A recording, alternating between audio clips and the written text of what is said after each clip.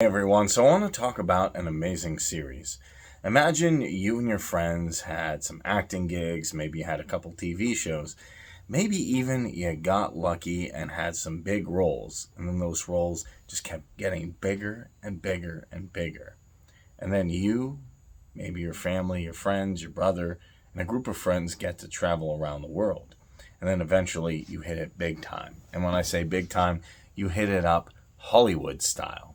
Get the big houses, get all the fame, fortune, get all of the amazing partners of the opposite sex, and you're just partying it up. And you have your own agent and your own entourage. And if you watch HBO back in the day, that was a huge series. It's probably one of my favorite series outside of different genres.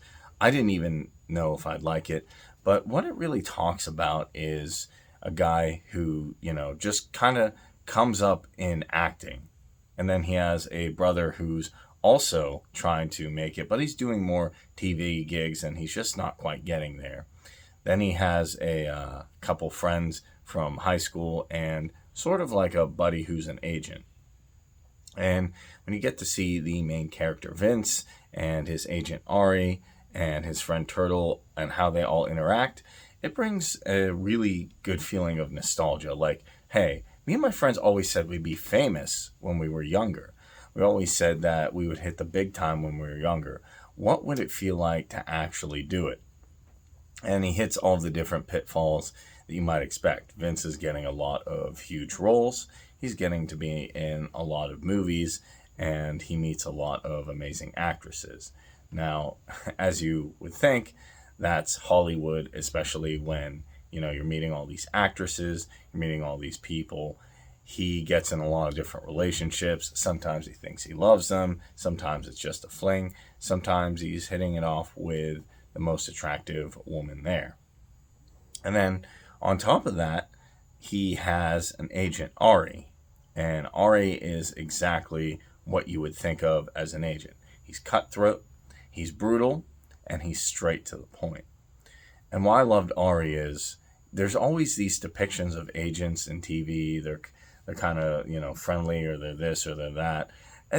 It doesn't really it doesn't really resonate with me what an agent would be like a top-notch sports agent, a top-notch movie agent. You would think they would be cutthroat and mean and ready to go at it every second, of the day.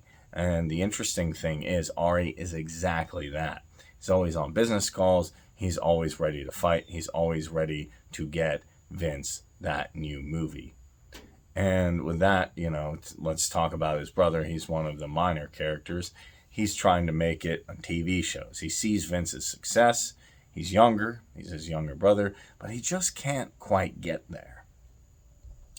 He just can't quite, make the grade. He's always doing a TV show, then trying to impress, the younger women, and they just don't go for him. It seems like he wants everything that Vince has, but he simply just can't get there. He's trying to strive for it, and that creates an interesting dynamic between the two, how everything's working out. Because just imagine maybe you've had a family member or friend who you saw, wow, they have everything I want. I have to get there. And you were always envious of them. And no matter what you did, no matter how hard you tried, no matter, what classes you took, no matter what skills you got, you just couldn't get there. And that feeling really, you can feel that animosity, even though he still loves his brother, you can feel that animosity kind of between them. Like, I will get to where you're at. I'll get those big movies. I'll get those big gigs.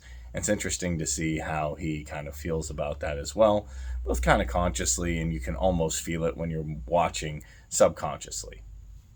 Then we have one of my favorite characters, Turtle. And Turtle is kind of the guy you would exactly kind of picture, backwards hat.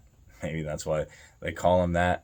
And he's kind of nerdy. He's into different things like playing video games, and he's into different types of sports as well. He's kind of your typical cross between, a jock and a nerd, but he brings a pretty interesting dynamic too. He's interested in just kind of being friends with the guys, partying, having a good time, and also, hooking up with the opposite sex.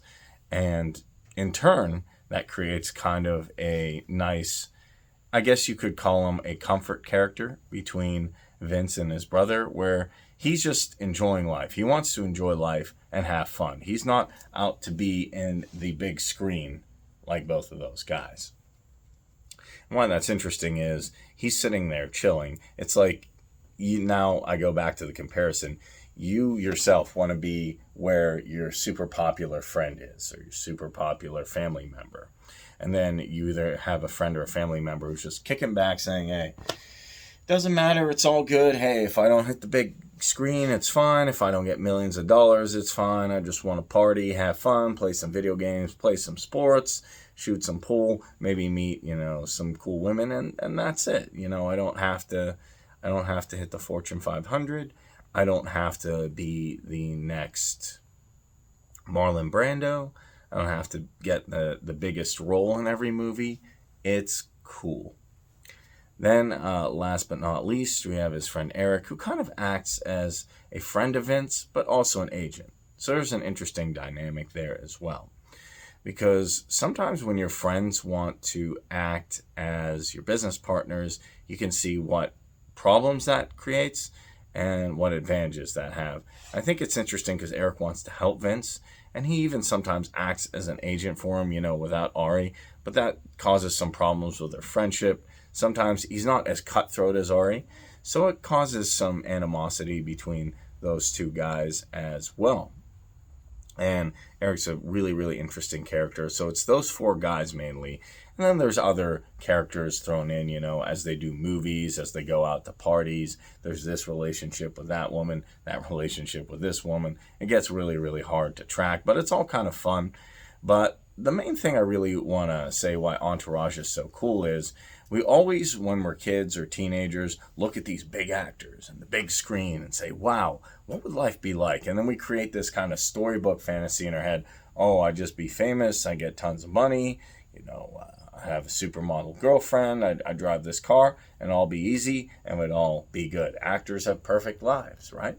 Well, as we can see in the real world, they do not. They do not have perfect lives. There's a lot of problems in Hollywood, which I won't get into in this video, but you can see that with drug abuse, relationships, issues. And these people have all made it, quote unquote. And it also shows you a real depiction of, hey, if me and my friends actually did go to Hollywood, if we did hit the big screen, if we did become super famous, what would it really be like? What would the real pitfalls be? And that's what I think escapes most people. The criticisms I've heard are, just, a bunch of famous guys are going out partying, having fun. But it's more than that. It's deeper than that. How would you and your friends be, or family member, even if you brought them along, or family members, if you hit the big screen, if you just made it, if you crushed it, and were famous? What do you think it would feel like?